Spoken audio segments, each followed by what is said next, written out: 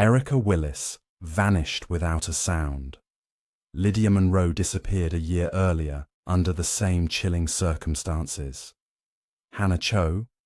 Gone. Her last trace marked by a time, 2:16 a.m.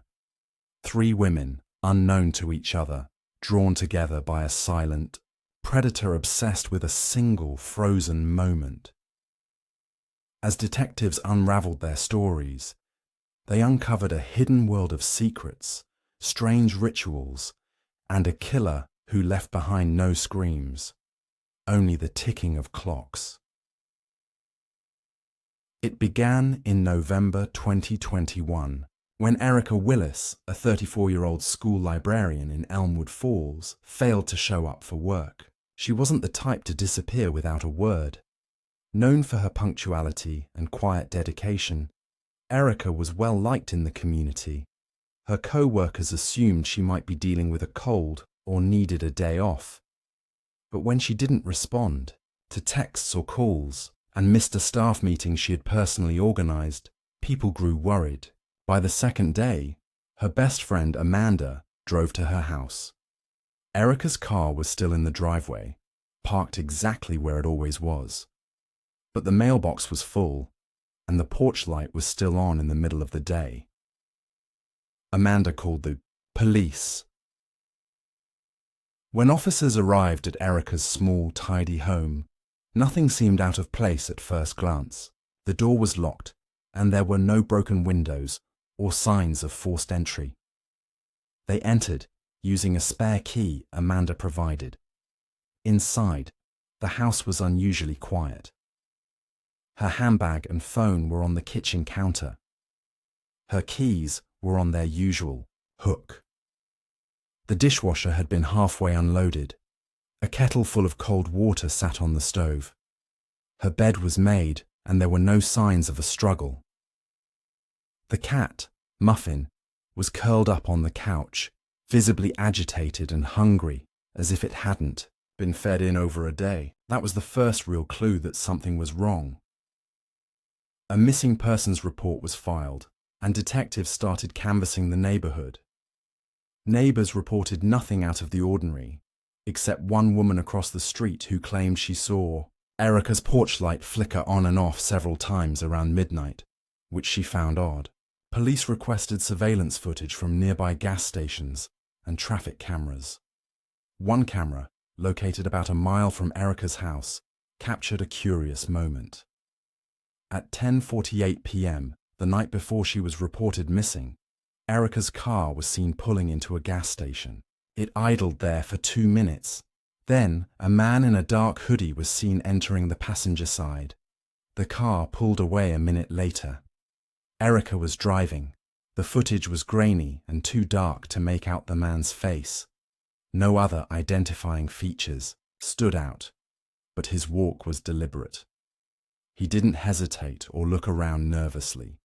It was as if he knew exactly where to go and what to do. Erica's friends insisted she wasn't dating anyone and would never pick up a stranger. The man wasn't seen on any other footage nearby. Police inspected Erica's car, which had remained untouched in her driveway. It was locked, and there were no fingerprints besides her own. The gas tank was nearly full, matching a receipt found on her counter. What disturbed detectives most was the silence that followed.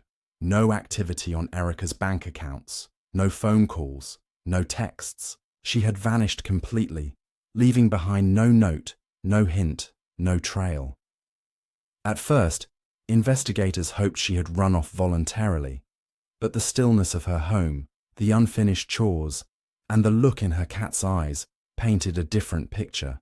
Something had happened to Erica Willis, and whatever it was, it began that night in the gas station parking lot.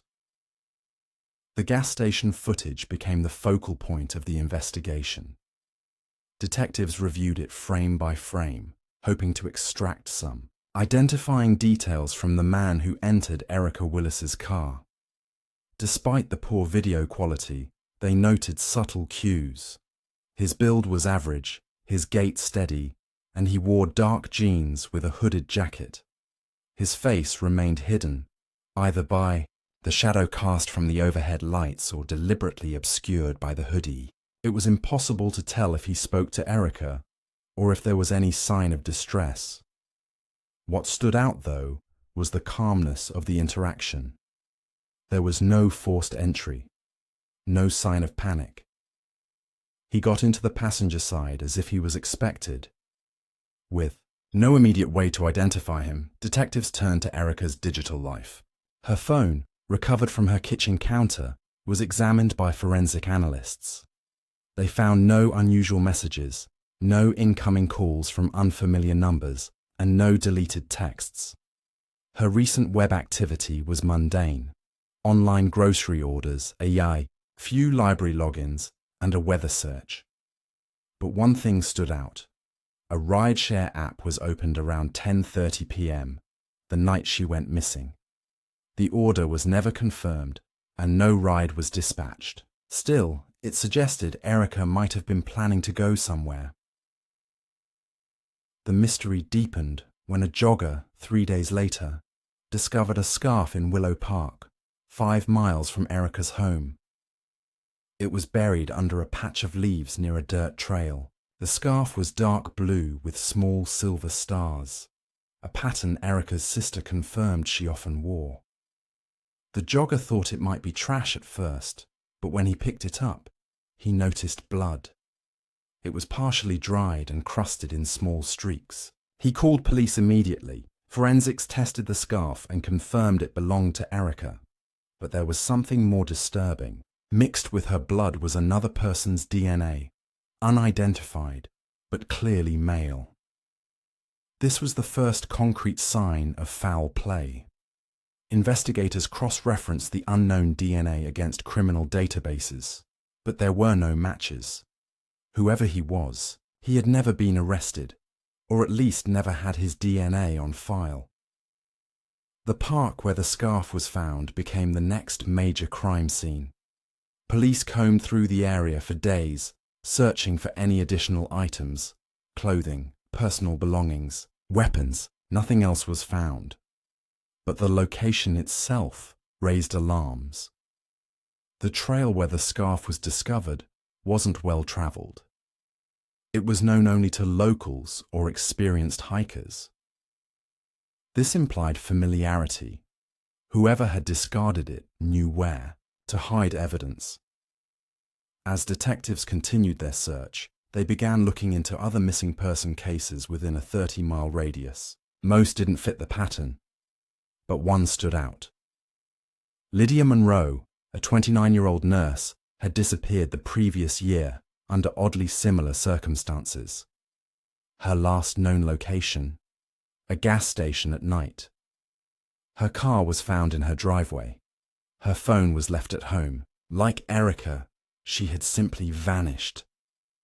That's when police realized this case might be much larger and far more dangerous than they originally thought. The second search of Erica Willis's home was prompted by a nagging sense among detectives that something had been missed.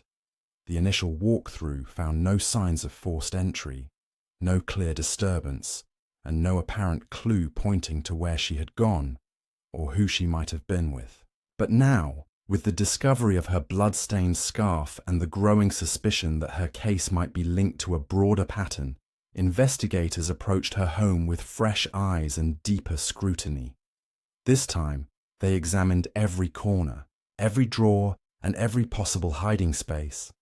In the basement, previously noted as unfinished and used for storage, they found something that hadn't stood out before. Behind a tall metal shelving unit filled with boxes of old books and seasonal decorations, one of the detectives noticed a faint draft coming through a crack in the wall. On closer inspection, the wall didn't match the rest of the basement. It looked like it had been patched together more recently. The unit was pulled aside, revealing what looked like a makeshift door, sealed with drywall but not bolted. When pried open, it revealed a small, concealed room. The space was narrow and windowless, its air thick with dust and the faint smell of metal and varnish. But what truly stunned investigators was what filled the room. Lining all four walls were clocks, dozens of them. Grandfather clocks, cuckoo clocks, vintage wall clocks, and modern digital ones.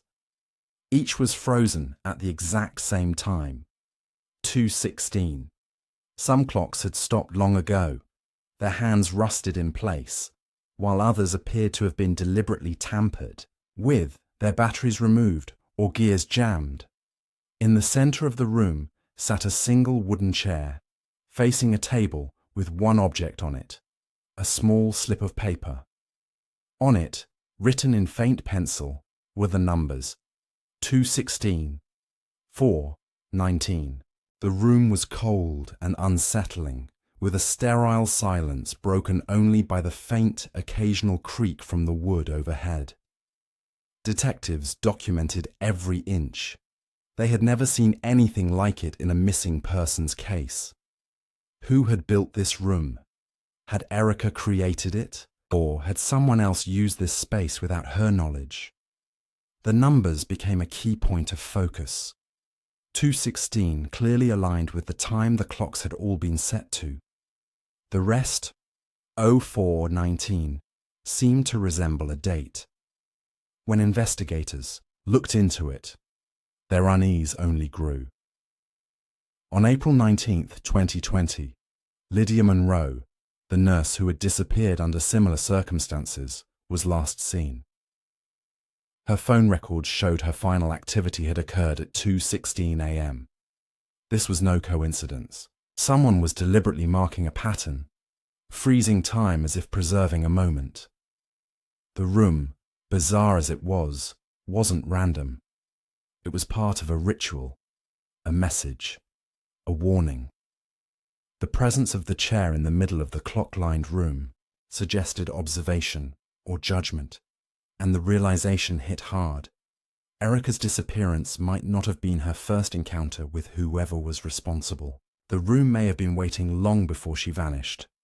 The numbers found in the hidden room, 2:16 and 04:19, proved to be more than just a cryptic message. Investigators, now suspecting a serial offender, began combing through reports of women who had gone missing on or near April 19th in previous years. Their search yielded a chilling pattern. In 2019, exactly 1 year before Lydia Monroe vanished, another woman, 31-year-old Hannah Cho, had been reported missing under eerily similar circumstances. She was last seen leaving her art studio around 10 p.m., and her phone had gone dark at exactly 2:16 a.m.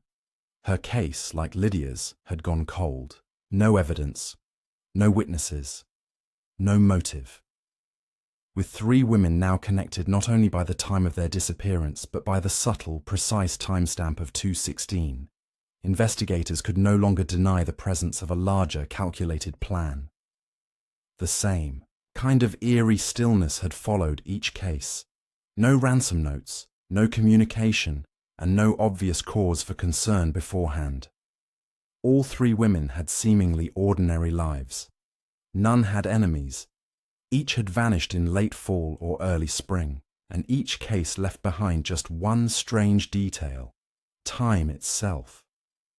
Forensics and behavioral analysts were brought in to examine the clock room found in Erica's basement. Experts agreed that the room wasn't just decorative or symbolic, it was a carefully constructed ritual space. The person responsible was likely obsessive, controlled, and intelligent. The deliberate freezing of clocks at the same exact time pointed to a significant event, likely personal, that had scarred the suspect. Investigators theorized that 2:16 was the moment something traumatic had occurred in the past, and the killer had been repeating that moment ever since, using his victims to anchor himself to it. What made the situation even more unnerving was that Erica's basement was only accessible through the main house. She had owned the home for 5 years and had no history of mental illness or erratic behavior. There were no work orders or construction permits suggesting she had renovated or altered the basement. That meant the room had likely been built before she moved in, or someone else had secretly constructed it. possibly using her trust, or while she was away. Either possibility was deeply disturbing. Police began to re-examine the previous homes of the other missing women. Lydia Monroe had rented a small apartment with no basement, but her landlord recalled that weeks before she disappeared, she had complained about a strange smell coming from the basement laundry room. The complaint had never been followed up. Hannah Cho had lived in a converted warehouse studio that also had a small, unused storage room sealed off with padlocks she claimed were there when she moved in. The investigators' theory began to solidify. The killer had not only selected his victims with care, but he had also manipulated their surroundings, embedding pieces of his ritual into the spaces they lived in. Each woman was unknowingly living alongside her own end, under the influence of a man who moved with patience and precision. At this point, the case turned from a search for a missing person into the hunt for a serial predator. The detectives weren't just trying to find Erica anymore. They were racing against time to stop a killer who had already taken 3 lives and was likely planning his next move with the same cold, calculated timing, down to the very second. With the pieces beginning to form a terrifying picture, investigators focused on finding any new lead that could help them identify the unknown man last seen with Erica. Traditional searches, neighbors, friends, family, turned up nothing useful. Erica had lived a quiet life, mostly spent between work, reading at home, and caring for her cat. But a financial records check revealed something unusual. The day before her disappearance, she had purchased 2 tickets to a local art exhibit. It was out of character. Erica usually went to those events with friends and made plans days in advance. No one she knew had been invited, and no social media posts mentioned it. Detectives retrieved the ticket order, which confirmed she had bought the tickets online at 4:12 p.m., just hours before she disappeared. One was scanned at the door around 6 p.m. The other remained unused. Surveillance footage from the museum showed Erica walking in alone, wearing the same coat later found in her hallway. She spent about an hour browsing the exhibit, mostly in the abstract sculpture section. At 7:03 p.m., she left through the front entrance. But something else stood out. At 2:16 p.m., exactly 12 hours before her suspected time of disappearance, a man was seen entering the museum. He walked with a slight limp and wore dark jeans and a black hoodie. Security footage captured a brief but clear view of his boots. They were distinctive, thick-soled with a geometric tread pattern and red laces. The museum's security team couldn't match him to any ticket holder. He hadn't bought a pass or registered. He had simply walked in, wandered through a few rooms, and then exited through a side door 8 minutes later. Investigators froze the frame on his boots and began cross-referencing the image with local retailers. After contacting several manufacturers and distributors, they traced the boots to a limited edition outdoor brand, a model produced in only 200 pairs nationwide. Each pair had a serial number registered upon purchase. One had been sold to a man named Warren Dent, a retired horologist, an expert in clocks and watches, who lived in the woods outside of Elmwood Falls. Warren's background raised immediate concern. He had no criminal record, but he lived alone and had withdrawn from public life since the death of his daughter a decade earlier. He owned a small cottage surrounded by dense forest. The property was remote and isolated, the kind of place one could disappear into without ever being noticed. Detectives obtained a warrant and approached his home carefully. There was no answer at the door, and the lights were off. They found a trail behind the cottage that led to a separate structure, a shed built of aged wood and steel. Inside, the walls were lined with clocks of every size and design, all ticking in eerie harmony. But in the center sat a table, and on it were 3 old cell phones, one belonging to Erica, the others later confirmed as Lydia's and Hannah's. The boots were there too, covered in dried mud. The red laces were unmistakable. The time on every clock in the shed, frozen at 2:16.